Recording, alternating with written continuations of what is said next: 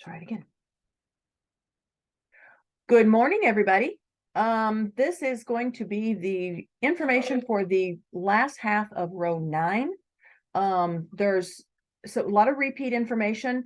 Mom's going to go over some applique things later on in this session, and I'm going to go over something and revisit something that we haven't done for a little while, and that's some of the cutting. The math involved in the cutting is fairly involved. But when you get your fabric, I want you to make sure that you cut it the right way so that you don't run out of fabric. And there's a way that we cut, or we have you cut, so that you don't have that problem. So I'm going to go through that and kind of give you an idea of what the thought process is behind it. And I know a lot of you probably have figured this out, but this is very different from foundation piecing for anybody else. So we give you very specific cutting directions. Now, one thing we need to keep in mind is that foundation piecing cutting is not exact. Foundation pieces that you cut are always oversized. So if we tell you to cut a 2 1/4 inch, you need 2 1/4 inches, but you've got some wiggle room in there. So if you happen to cut 2 1/8, you're not going to be out of luck. It's not going to not fit. Everything is going to be okay. So everything we tell you to cut is slightly oversized. So with that kept in mind, let's go on to what the directions that we tell you actually say and what they mean. All right, now we're going to look down here in front of me. This one I pulled out is for row 1. Doesn't matter what row you look at, everything is exactly the same. This is the piece of fabric that is going to go for 2 blocks in that row. For every row, you get 7 pieces of fabric, of colored fabric. 6 of those pieces go for 2 blocks in that row. The 7th piece is for your center block, and it's the only one that uses that fabric. So for those first 6 blocks of the fabric, A through A, B, C, D, E, F, or A through F, you're going to the directions are going to tell you to cut your piece of fabric that you've got into 2 chunks. This piece it was sent out as it was a 9 by 18, and it goes for 2 blocks. These blocks, it's going to go for block D in row 1. And the first thing it tells you to do is to take your provided fabric and cut it into a 9 by 8 piece and a 9 by 10 piece. Okay, you're going to take your piece of fabric, 9 by 8, 9 by 10. You're going to take your piece of fabric, and it's 9 inches wide and it's 18 inches long. So when you cut 9 by 8 off of one end, you have 9 by 10 left. Now you may have a 1/2 inch, 1/4 to 1/2 inch wider, longer, just because there's always an overcut, just because that's the way I do it. So this 9 by 8, that's the first piece here. That first piece goes with this first block. The second piece you cut always goes with the second block in that row. So since I've cut these apart, I'm going to take the second piece and I'm going to fold it and put it in the sheet protector with that block. Now I have that piece of fabric in the block where it belongs. And since I'm not going to work on that one right now, I'm going to set it aside. We're going to work on block D at the moment. Now, in these specific directions, after you get them cut that way, we tell you out of this piece, you remember you have a 9 by 8. So you want to look at what this second number is here, which tells you which way you have to cut your pieces. This one I'm going to cut 2 pieces, 1 3/4 inches wide by 8. That's the first most important thing you're going to look at. Okay, now if I can get me a ruler from over here. This, I guess if I turn it the right way, it would work better. Oh, I want to look at these numbers here. This is Mom's ruler, by the way. So, okay, here's the 8-inch width. And if I measure it this way, I've got 9. So my piece is supposed to be 1 3/4 by 8. So I want to make sure that I cut this the right direction. This one is the 8-inch. So I want this to be 1 3/4 by 8. And so this row, there's a 1/2 inch. Okay, Flip it around. It's easier to work with. Is this an 8? No, yeah, it's an 8. All right, we're going to use this one. I'm used to using these here. There's my 8. So I want 1 3/4 by 8. And I'm going to cut that 1 3/4 by 8. So there again, make sure that you're cutting the direction that we tell you to cut. And there's my first piece. Now let's get get back away from this a little bit. And you can see what I've cut. I cut a 1 3/4 by 8. And this one tells me I need to cut 2 of them. So we'll do another one. 1 3/4 by 8. And I'm cutting left-handed. Makes no difference which way you cut. The cuts are they're all fine. If I were cutting, I would do it this way. Doesn't make any difference. I would still get, well, let's flip this thing around here and we'll pretend they haven't been cut off. So I'm going to go 1 3/4 inches this way, and I would cut this direction. Either way, you get the same end result. Same thing. She's just looking at it from this side, and I'm looking at it from this side. Not a problem. Okay, now that's all I'm telling you to cut on this one, 2 1 3/4 by 8-inch pieces. That's all I'm telling you to subcut here. I'm going to take this little extra piece and put it off to the side. Now, out of these 2 pieces, 1 3/4 by 8, I'm supposed to cut 4 1 3/4 by 2 3/4. All right, now you've got little squares at the beginning of each of these, and these are made so that you cut 4 1 3/4 by 2 3/4. When you get that cut, put a check mark in there. You know you've cut it. That way, if you get interrupted, you can get back to that without having any, and you know exactly where you were at. All right, I'm going to erase that since I haven't cut it, but I need 1 3/4 by 2 3/4. All right, my piece is 1 3/4 wide, and I need 2 3/4 long. So I'm going to cut one of those and another one. And let's see if I can get, that one is 2 5/8. Now remember, we said that you're cutting these pieces oversized. If you're confident, then I would say this one could be one of those 2 3/4 inch pieces. I would leave it on top. And if it gets a little tight, then cut yourself another one. You've got plenty of fabric to do that with. I would probably make it work, but that's me. If you want a little more wiggle room in yours, then by all means, cut it. All right, let's say I've got 4 of those now. And I went ahead and I cut. I've got 3 here, and I've got this one that's a little short. Okay.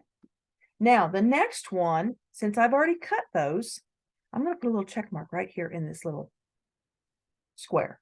The next one says I need 2 pieces, 1 3/4 by 1 3/4. That's the first part of this that we're going to go to. So 1 3/4 inch square. And I need 2. So there's 1 and 2.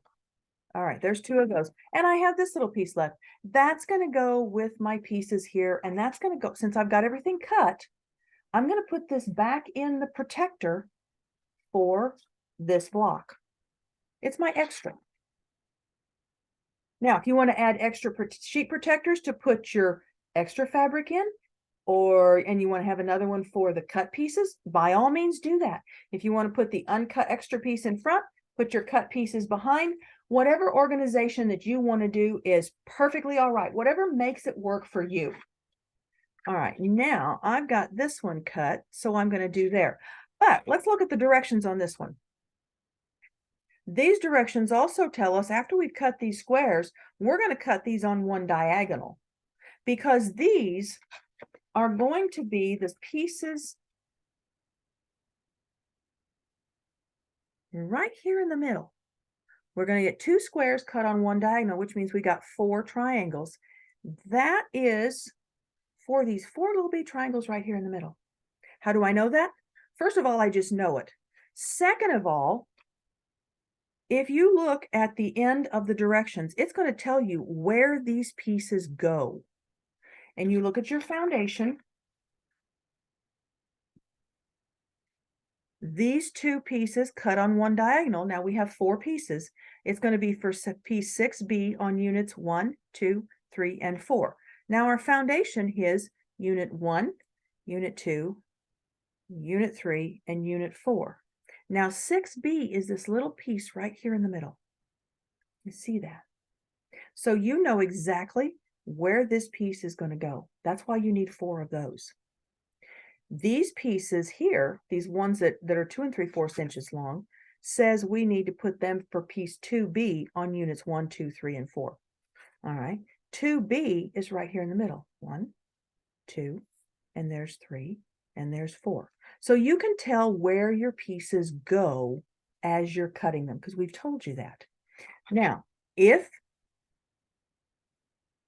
you want to put them where they belong as you cut them, you can do that. You know exactly where they're going to go. Put a pin in it, however you want to do it. Set it off to the side on your tabletop. When you get these cut on the diagonal, then you put one corner here, one there. You're going to cut them and put them in the place they go in. It makes this begin to be visual like this. So you can kind of see where you're going with it. That's the cutting directions.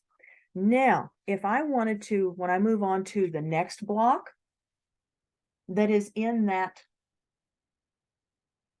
row. Let's say I move on and I'm now cutting block J, which is the other half of this piece.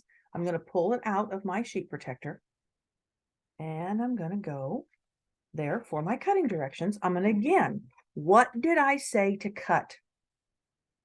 We are going to cut 2 3/4 by 9. This one is a 1 1/4 by 9. We've got 2 cuts, cut here and cut here, 2 3/4 by 9. All right, this 9 is the important part. 2 3/4 by 9. Now you need to figure out which is the 9-inch. Oops, let's get this a little more on the thing. All right, this piece is 10 inches. So if you cut across this end, you're cutting the wrong direction. This is 9 inches wide. You want a 2 3/4 by 9. So make sure that your 2 3/4 by 9 matches what we've told you to cut. And I think yeah, that'll work. there's 1, 2, 2 1/4, 2 1/2, 2 3/4. That little mark right there is where I need to be. So 2 3/4 by 9. This one's awful. And remember, we're not worried about being off a little, simply because these are all oversized. So I'm going to pull this camera back a little bit. And this is 2 3/4 by 9. It matches what we told you to cut here, and you're going to cut 2 of those. Do the same thing. You're going to cut 2 of these, and then you're going to cut 2 1 1/4 by 9. Always refer to this 9-inch or the second piece, the second number in these cutting directions. They're going to be very, very important to make sure that you get your fabric turned the right direction, because everything works mathematically and geometry. So this is the reason for the cutting directions and why they are so specific. There again, remember, cutting for foundation means that you're cutting oversized pieces. So when you cut oversized, you have some wiggle room. These are precise measurements, but they are oversized. So please remember that. If you cut just a little bit flicker over or under, you're fine. These are oversized slightly. But that's what the cutting directions do. And we work very, very hard to get them as accurate as possible. And there are mistakes, there are typos every once in a while. And if you find something that you don't understand or something that I've told you to do that doesn't make sense, please let me know. I may need to rewrite the direction to make it more user-friendly to someone whose mind doesn't think like mine. So anyway, that's kind of what we're doing with the cutting directions. Now, I think we're going to move on this one. Mom, is there anything else you wanted to go on to? The thing that I think needs to be said here is the block that Laura just demonstrated the cutting for is not a really complex block. there's not that many pieces in it. I don't know, there's what, 1, 2, 3, 4, 5, 6. There's 6 pieces in each little unit. Colored pieces. No, 6 pieces Oh, total. 6 pieces in 6 each unit. pieces total Okay. in each unit. Now, 5. 6, you're right. 6. Sorry. Okay, when you're cutting these pieces, if something happens and it's like me, the doorbell rings, the telephone rings, and you know, you get interrupted, you come back, and if you stack all these things up and take them to your sewing machine, you might get something out of whack. I'm going to suggest here, and I do it frequently, that you take and separate the units, if there are units in your block, separate Okay. them. So we're going to do it just kind of a rough cut like we tell everybody to do in the very beginning. All right, well, let's just separate them. then let me do that. I'm just going to kind of whack them apart Yeah, here. whack them apart between the dotted lines. All right. Okay. There's unit 1. There's unit 1. All right. Well, and this was unit 3. Okay, unit 2 and 4. They will pretend that they're separated. Your cutting directions, you'll be cutting your background first. When you get the background cut, each piece where it tells you that where it goes. When you get the piece for 1A on unit 1, pin that piece to unit 1.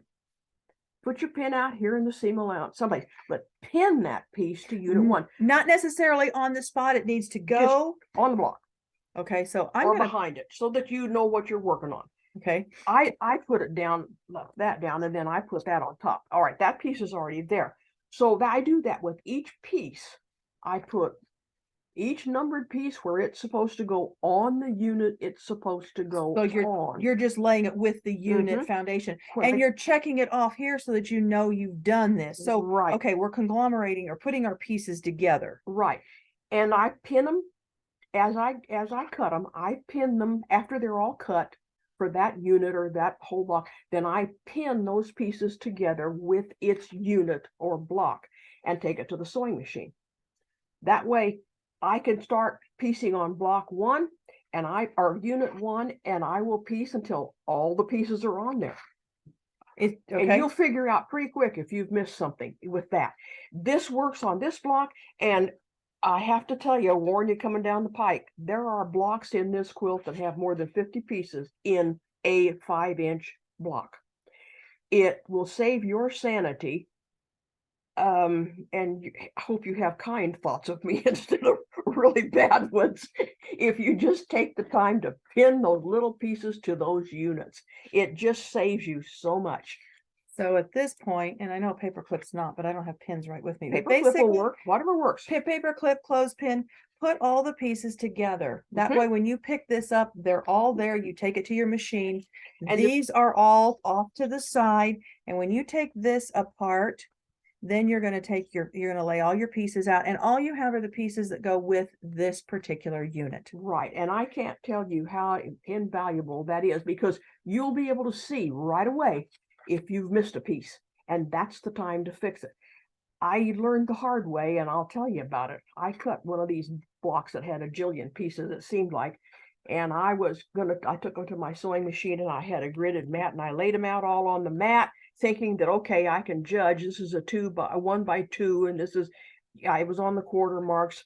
Well, in the amount of piecing, then I ended up getting those stacks of fabric shifted. So you got the wrong piece in the wrong place. And I spent more time figuring that out than I would have if I would have just taken the time to pin those individual pieces to their units. So a word to the wise, folks. There's some things you can't hurry, and the mind will only remember so much. So that's what I had to say about that. Okay. Well, in that case, then, that being said, I think we're going to move on. I'm going to put these things, I'm not sure what I've got here. Anyway, I'm going to put them all in my sheet protector, which is, and what I do with mine is I take the sheet protector and I put it And you can add sheet protectors if you want. They come with three pieces.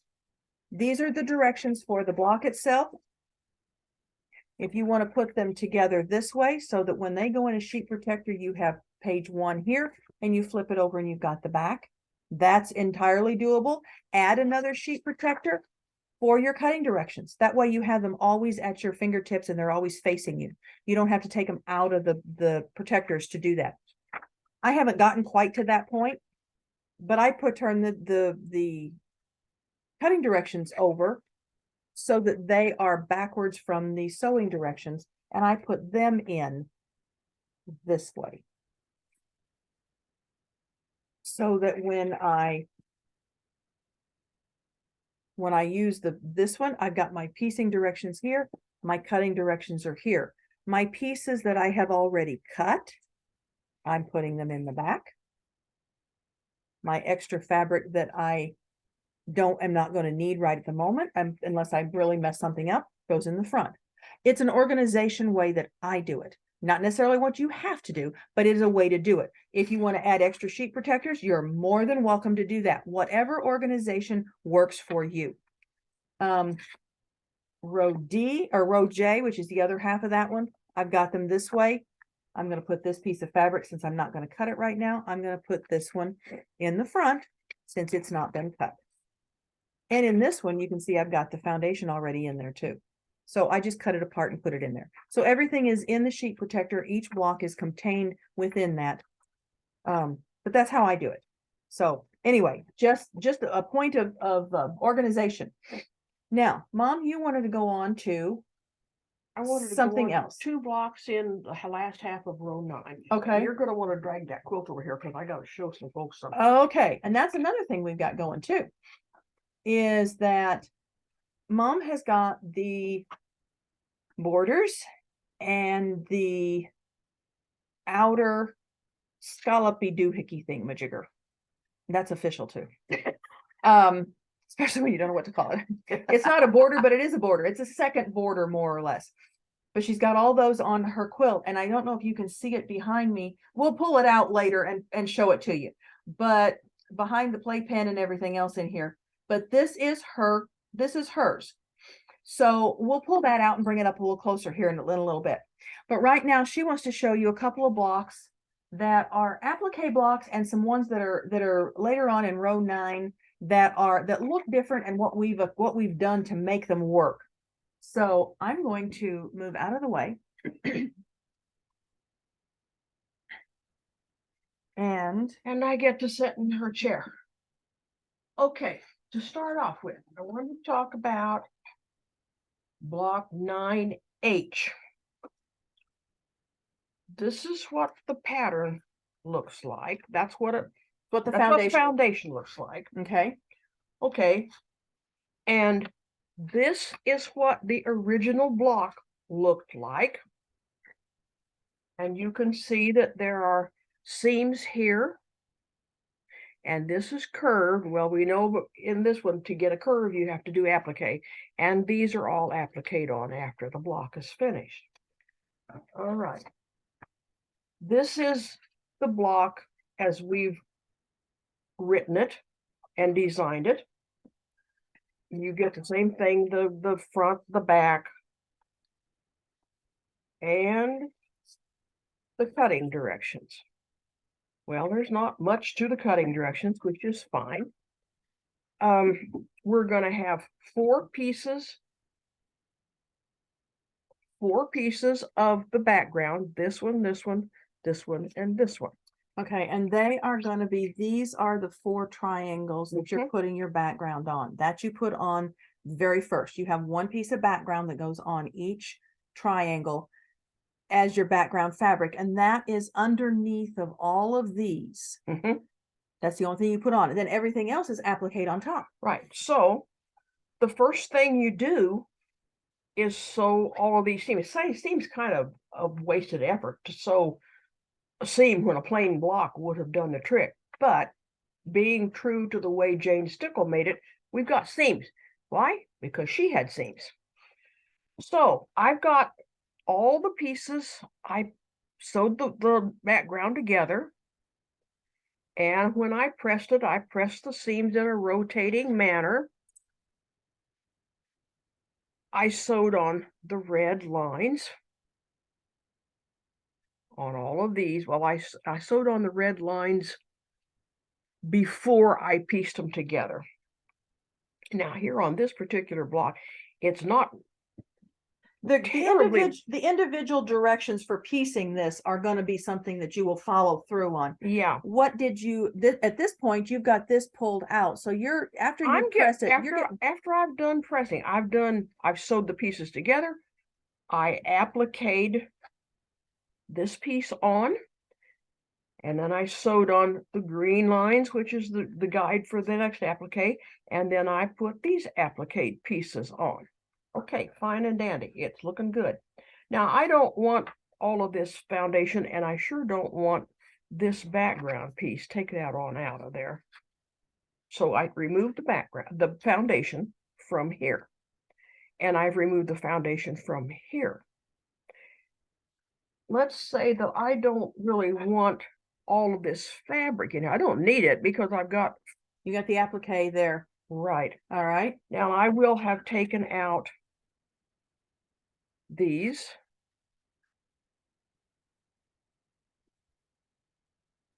Okay. I'm going to just do one. I'm going to put my scissors right in here, I think. Yeah, I can do that. And if your scissors don't have a sharp enough point to push it in there, just kind of pull up a pinch and just make a little slit, and then you can start cutting. Or you can do it with a seam ripper. Yeah, you can do that too. There's multiple ways to do it, and most of us know how to do that kind of thing because we've had to do it many times. Okay, so I'm going to cut.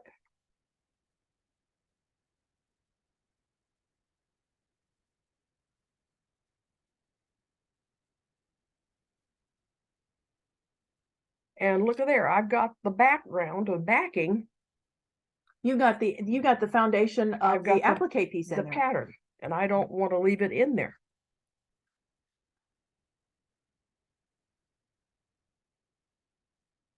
So you're actually going to take the pattern, the foundation that if is your applique. Get my applique. fingernails under it, I'm going to take it out. And this again is glued. Yeah. So that's why it's so difficult. So I'm taking the pattern out. Now, when all is said and done, this piece is going to be completely gone.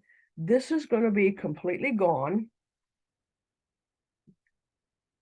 And actually, what you've probably done is pulled the foundation of that applique thing way out from under. Most of it's completely out of there. Right.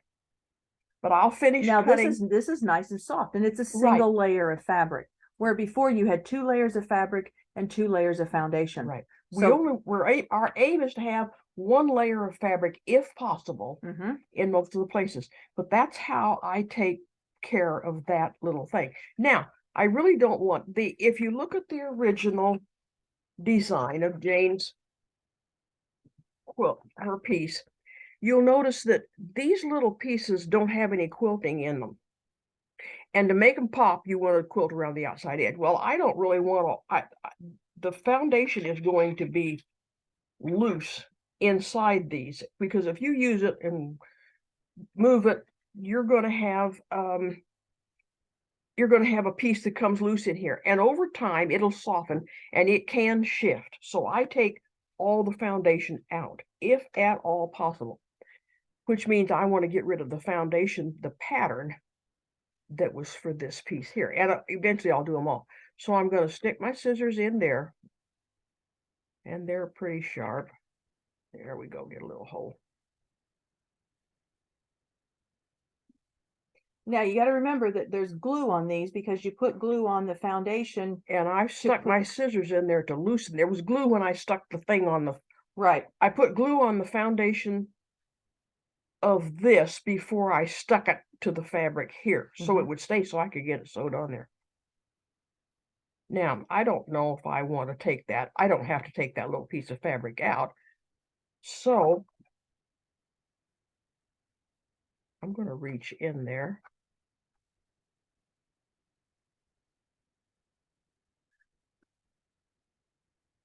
And you're going to work on getting that piece. I'm going to work on getting this piece loose. And it's got, And there it comes. And I will get all of it. Okay. Since I don't need this, I'm gonna cut that part out.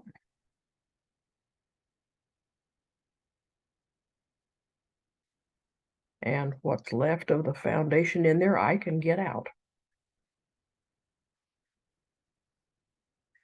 I think when I put this on, I used glue to put it on, and I really prefer starch because the glue really wants to stick. But that was all I had at the time. So, you make do with what you got. That, and we learn from you guys and what you find. We learn from doing different things and how to make So something better. there again, this is soft, and you're not going to have any chance of that foundation softening, and it will soften with use and wash and wear. Softening and then balling up like the old-fashioned cotton quilt batting used to do. Right. If we just take it out, then we've eliminated that problem. So that's what I wanted to show you on that. And now that I've got a little mess on the desk here, I'll move on to something else. That's the main thing with this one. Okay. Now, let's go on to this block. In Jane's original quilt, this was a striped fabric, obviously. And she fussy cut it to make yeah, it come out that way. She fussy cut it to make that come out that way. There's several places in her quilt that are fussy cut. Well, I found some fabric and I fussy cut mine, but the fabric that we're providing that we picked out for this, there's no way you can fussy cut it. It's just what it is. It's plain. So the block comes out like this, and you can see there would have been a stripe here and a stripe here and a stripe here. Well, we're not going to do that. We're just going to have to use our imagination.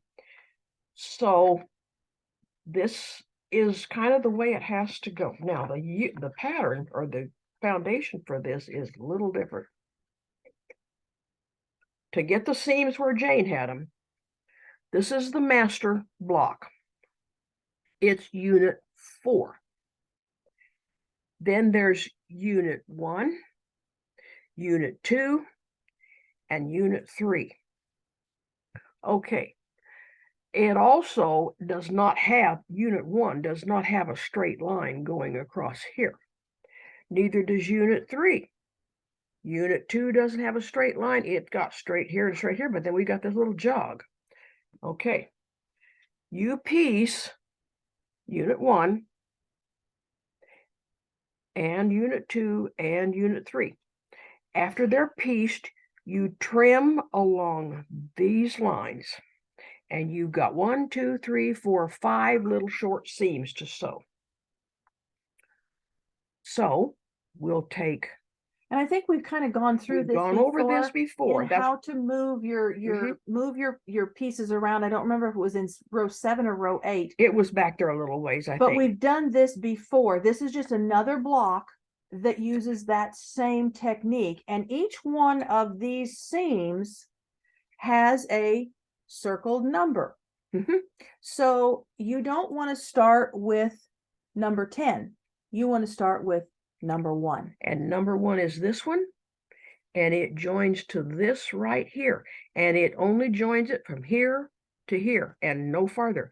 And then you go back and you sew seam number 2, and that goes, those two go together. So you're going to be sewing some short seams. Yeah. Then this one goes to this, and they're all, so there's 1, 2, 3, 4, 5. There's 5 different short seams to join this unit to this one and this one to this side. When that's done, you take out all the foundation and you put it on the back of this and match up. By that time, you've got this shape. It's the snowball shape. Right. And you're putting it down here. And this line, this seam line will match up with that point right there. And this one will also match with that. This one will match with here. And you're looking at this through a light box or with light behind it. So you can see, well, maybe you can, you can see where the pieces go. Let's put this on here. Okay. Right here, you can kind of see some of the gray dashed lines that we've gone over before. So you can kind of Right. see what the back of that block looks like when it gets done. It looks really neat on the back. But the one thing we did want to make sure that you are aware of is that that block, when Jane pieced it, was a stripe and it was fussy cut. And it will not be a stripe or fussy cut in the block in what you have. It will be this same purple. Now she's going to get her masterpiece or whatever you want to call it out here. And we're going to, let's see if we can get this. Well, let's get that block found here. Okay, which one is it? Oh, let me see if I can find it. It's a pretty one. Part of it is because I like the purple. In row 9. And it's down here. Oh, there we go. Okay. That's the block. This is the same block. Pieces are all there, but there's definitely not a stripe. Jane's had a stripe. Mine has a stripe. And if we could have found a stripe, we would have sent it to you. But this is kind of, and you can always substitute something that has a Yeah. stripe in it, or you can make this 3 pieces like rail fence type thing if you want to put a stripe in there, put a different color in there. But this is one thing that Jane used design elements with her fabric, and she got very creative with it. Mm-hmm. Now, if you decide you want to make it look more like Jane's, you'll have to do a little bit of marking on your. Well, we'll get to on your that one. If foundation. somebody wants to do that, If let somebody- us know yeah. and we'll help you individually with it. That would be the easiest way to do it. Okay, the But- other block that we had, Wait a minute. let's see here. The other block that we had was, I think I've lost it already. yeah, well, sometimes it's easy. Wait a minute, there it is. Right here, here it is. Here it is. Here, this is the block. There's the right block here. right there. Okay. That's the one we just went over that's blue with our kit. Right. So we had this one and this one that we talked about today. And if you want to know how to fix this so you can get a stripe out of it, let us know. Or Okay. email us. Now we're going to kind of hold this up. And this is just computer screen. So we'll kind of try to move things around here. But you can kind of see Mom's got her borders on. She's got this extra border. And the outer edge of Jane's quilt is scalloped. And this one will be scalloped. But Jane put this border, this outer border on that eventually was her scallop. She put it on as a straight of grain piece. And that we verified when we went to Vermont and looked at the quilt itself. It is a straight of grain piece. Now I'm going to get a little closer in here and see if we can't show you kind of what we're looking at. Oops, wrong one. Get this stuff cleared off of here. We're going to be okay that way. All right. Now with this one, with this here, you're looking at, you see her marks around here? This was marks that she put on, so she had sewing lines. This has all been sewn. There's a stitching line here all around this. This inside stitching line here is the one that will be where you attach the binding. Right, it'll be the sewing line for the binding. This is for the cutting of the outside edge. This one, she will use it after she's got it quilted. Makes it much easier to put it on a frame when you've got it square, not all these biased curvy edges around the edges. So she's going to put it on the frame now and quilt it. When she gets done quilting, she will come and trim on this outer line, and it's a stitched line also. I don't know if you can see it on that, so you probably can see it that way too in the shadow. A lesson learned, I didn't change my bobbin thread when I did this stitching, so the bobbin thread is the same color as the background, which is going to make me really have to look. But you can kind of see that. So you may want to change your bobbin thread. That way you can see it. But when she gets it all quilted, she's going to come back and she's going to cut on this line, this stitching line right out here. And that's going to give her the cut line so that she knows where to put, where the binding is supposed to be.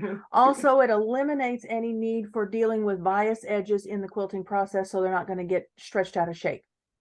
So this inside line is going to be sewing line where the binding goes on, and the outside line is the 1/4 inch seam allowance that she'll trim after the quilting is done. And this has gotten, she's got this all the way around the whole outside edge of the quilt. Here again, you can see if she wasn't using the friction pen to mark it, you can't see. I can feel it, but it's hard to see. So if you want to, put a contrasting thread so it's much easier to see. Yeah, just tan or something, not red. I wouldn't put red in there, but put like a tan, something you can see. Something you can see, but not going to fade or bleed on you if in any way, shape, or form. Most of them don't. I just don't want to run the risk. But this is what the outer edge of her quilt looks like right now. So she's up to that point. But these are some of the border blocks. And I'm going to take the spotlight off of this, and we're going to hold it back up again so you can kind of see what this looks like. We're just kind of, but you can see this is a brights. These were reproductions that we had in our shop when it was open. So, but you can kind of see it's really a lot of brights. And she put a white background, a tone-on-tone background, which makes it a little more modern. But still, all of the different colors, all of the blocks. We're down about halfway there. There's the bottom portion of it there. But all the borders on, and all the corners are in, and it is now ready to be quilted. So at this point, she's made a lot of discoveries. I'm going to call it that, just because we figured out how to do things better with this than we thought we were going to. Now let's turn this over and look at the back side. Okay. All right, you look at the back side. She has taken out all the foundation, and the quilt is soft and it's heavy simply because it has a lot of fabric in it. But there is no foundation in this quilt at this point. But there's no edges that are frayed. There's nothing that's being twisted or pulled out of shape, because all of our bias edges have been contained. Even these outer ones, since we didn't create the bias edge, we don't have anything to contain. So this kind of gives you an idea what the back would look like. In the borders especially, there's a lot of bias. Okay. And you can't avoid it. It just has to be there, and we can control it with the foundation. So you really want the borders to be contained before you get going on it. All right. I think that is. Hi, Karen. Hello. Hey. How are you doing? Good. Good. I'm glad to see you. I just remembered it was on. That's okay. I didn't even realize that this was Easter weekend when I first set this up. All I was looking at was the 15th of April for tax season. Easter didn't even make itself on my radar. So, but we recorded the whole thing, and then we're going to be putting it up later on. Okay. So, but we kind of went over just some cutting directions, some basic cutting that we had before, went over a few different things, and then showing the quilt and some of the finishing pieces. So it's kind of a trip down memory lane a little bit, a little revisit, just kind of reintroducing a few things and making sure that we're on track, and we're, kind of know where you're going to. But that was her almost finished project. She says she's now got to get the frame out and quilt it. So that'll be the next thing for her to do. It's beautiful and gives you encouragement that you can do it. It can be done. It takes a while, but it can be done. Yes. So, and that's kind of what we want to make sure everybody says it can be done. It's just one of those that it's kind of like making bread. You can't raise it faster. You can't make a wash pot boil. You can't get this to be done any faster. And Jane couldn't twitch her nose and get it done. Yeah. It doesn't work that way. Yeah. So it's but yeah, I'm glad it helps. I'm glad you joined us today, and you'll have to look at the video when we post it up, and you can see what we went over earlier. Yeah, I will. Some revisiting. Okay, so are there any questions that you've got at this point on anything that we are doing, or any questions in anything in the past that we need to kind of look at and plan for in the future? Anything we need to look at, any blocks that we need to spotlight or anything like that? Well, I'm still behind, so no. Well, haven't ran into any questions yet. Well, most people are using this and accumulating it as a retirement project. So there's a lot of people who are not keeping up, I'm going to say, and that's not a problem, not a problem at all. because they're stockpiling it for a retirement project. They're working a little bit through it, but they're not doing every row every month. So you are definitely not a minority at all. So, but that's I'm glad you're honest with me. I appreciate that. But if there is anything that you want us to spotlight or anything like that, just let me know. Okay. So, okay, well, I'm glad you joined us. Like I said, I didn't realize this was Easter weekend when I set this up, but we're doing it and getting it done, and everybody can look at it later when they got a little more time. So everybody can go back to their kitchen now and create dinner for tomorrow or whatever you're planning on doing. Okay. So Thank you. you're welcome. Thanks for joining us, Karen.